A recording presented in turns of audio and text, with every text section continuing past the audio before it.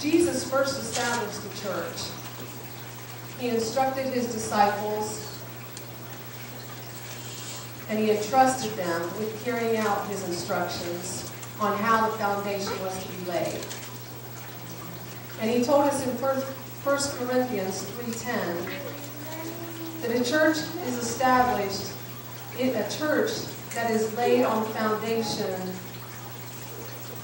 It should be laid in the foundation which is Jesus Christ.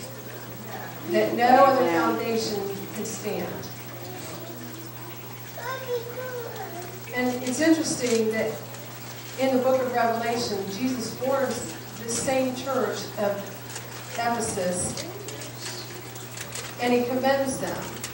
And one of the things he commends them on is their hatred towards the Nicolaitans. And those Nicolaitans were actually, the word Nico is to conquer, and Laos is the people, which simply stated means they had an attempt to establish the Old Testament. They were falsely teaching that only to these special persons does God speak. And it's interesting that they tried to create a separation among the common people and making them believe that they were at a higher level than them spiritually, that they had to go through man to talk to God. And we see that today. As a matter of fact, I had an interesting situation this week.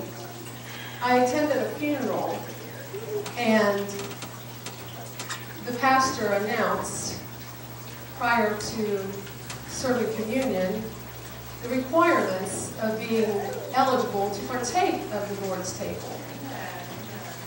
He said that if you were a baptized believer in Christ, that you could receive the communion, but not only that, that you also had to be approved and in their doctrine. You had to agree and confess their doctrine.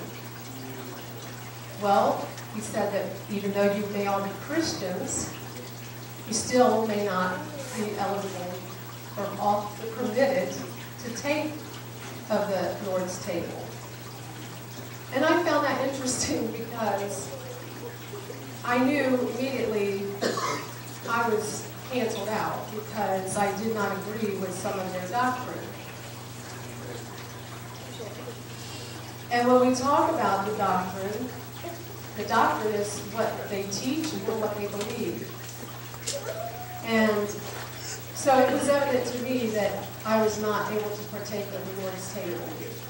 And I don't know of anyone that Jesus ever turned away from the supper.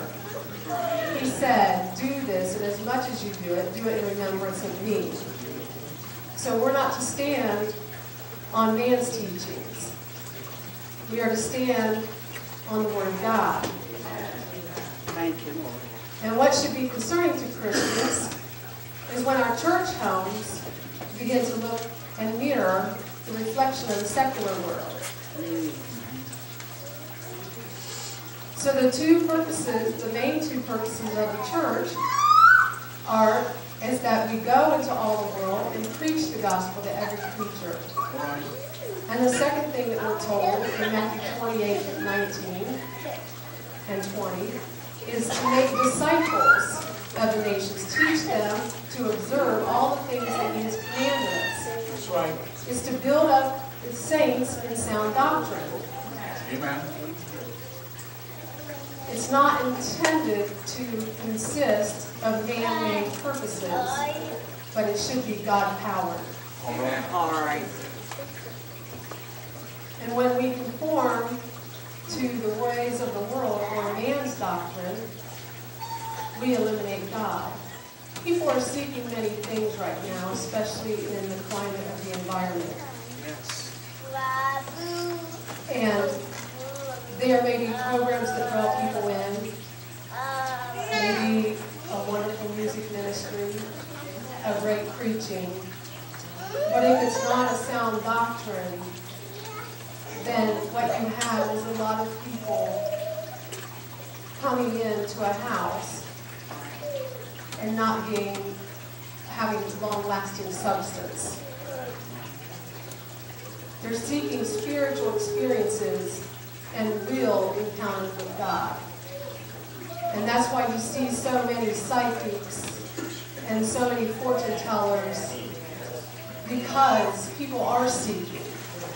And when they can't see the difference between what the world has to offer and what the church has to offer, Hallelujah.